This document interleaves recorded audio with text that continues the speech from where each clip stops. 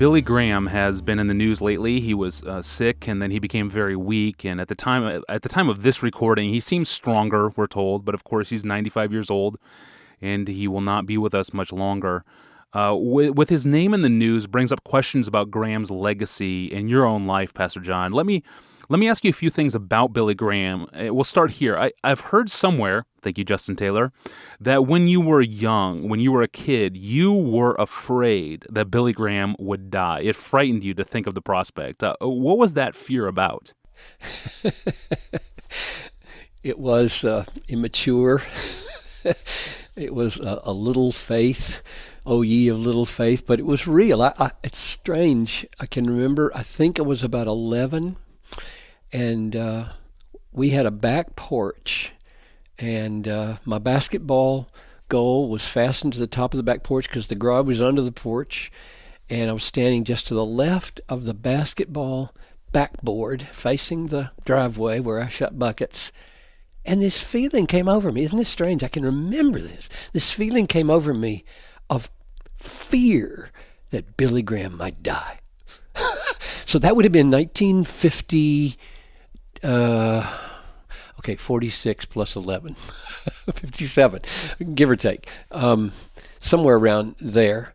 And it was, I think it was, I didn't articulate to myself what would happen, what would happen to the church or to the world. I just had this fear that something terrible would happen to the church if Billy Graham wasn't there for us, And I tried to figure out, why did I think that? In those days, the 50s, among evangelicals, and I didn't know that word from Adam. I learned that word in college. There weren't a lot of respected people who spoke for the Bible. So the resurgence of evangelicalism that happened in the late 40s under Harold John Ochengay and Fuller Seminary and Gordon Seminary and Christianity Today and Billy Graham, Wheaton College, that constellation of central evangelicalism, that was a newer thing on the horizon, and there weren't a lot of people. There were some famous, TV personalities, but nobody would have thought of them as evangelical. And so Billy Graham just seemed to be bigger than life. He just represented what we believed about the Bible, and to lose him would have almost to see Christianity vanish off the American cultural scene. It's a stupid, immature little faith, and yet it gives you the sense, a little taste maybe of what a little John Piper was learning about the dangers of celebrity attention. We ought to have heroes. We really should have heroes. And Billy Graham is still one of mine. But the danger is always there of making him too important, making any celebrity too important, more important than the cause of Christ. Somehow thinking that poor Jesus, poor risen, omnipotent, all authority having Jesus is going to stumble if one of our heroes stumbles or gets taken off the scene.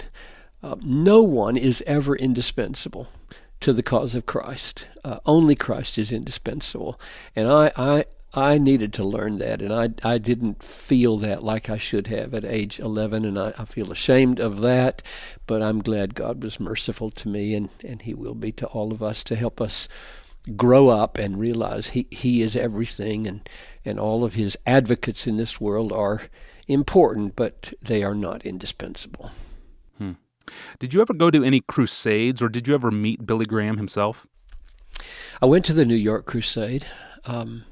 So a lot happened when I was 11, 11 or 12, whatever it was. So yeah, the summer, it would have been 11, the summer of 1957, we went as a family, and I'm pretty sure it's because my father wanted to see this phenomenon up close, because his life was really hanging on this. That is, his relationships with very precious friends were in the balance as this was being... it was in the media everywhere, and and many people were criticizing Billy Graham for it, and others were stunned at the work of God in it. And my father, I think, wanted to see it. So yeah, I went and saw the crusade there. I was at one or two other crusades. I think I was one in California when he came, when I was in seminary at the Anaheim Stadium. And I can't remember all of them, but yes, I've been to crusades, and that one was very, very moving, and probably because so much was in the offing with regard to my father's relationships. I met Billy Graham when I was 14 years old at Cliff Barrow's house. Maybe a little background here. In Greenville, South Carolina, where I grew up, there was the university, Bob Jones, where Billy Graham went and left, and then my dad stayed, and then later was resigned because of the conflict with Billy Graham. But there were a cluster of evangelists called WOEs, Wives of the Evangelists, and Cliff Barrows, the song leader for Billy Graham, lived there. I went to high school with his kids, and at his home, every now and then, there were these gatherings for the kids and the families, and Billy Graham happened to show up at one of them, and so I think I was 14 years old, and all I remember is the guy was tall. He was a giant, and I was little, and so I got to shake his hand, and I just remember being, nervous in the presence of greatness. And so that was one. And then more recently, about a year ago, I was able to visit him at his home here. I say here because I'm living down south as I record this, down near Asheville. And what a privilege to spend, 15, 20 minutes with a man who is remarkably humble and seems to love to give credit to others.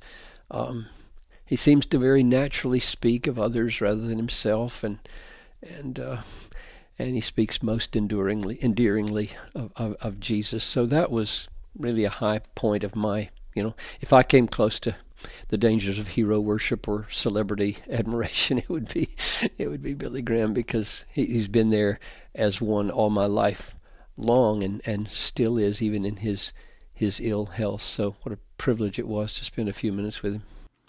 Yes, what a privilege. Thank you, Pastor John. And Pastor John, you mentioned your father's relationships being tied up with Billy Graham. And tomorrow I want to talk about one Billy Graham controversy that impacted the history of the Piper family. Until then, listeners, please continue to email your questions to us at AskPastorJohn@desiringgod.org, and visit us online at desiringgod.org to find thousands of books, articles, sermons, and other resources from John Piper, all free of charge. I'm your host, Tony Reinke. Thanks for listening.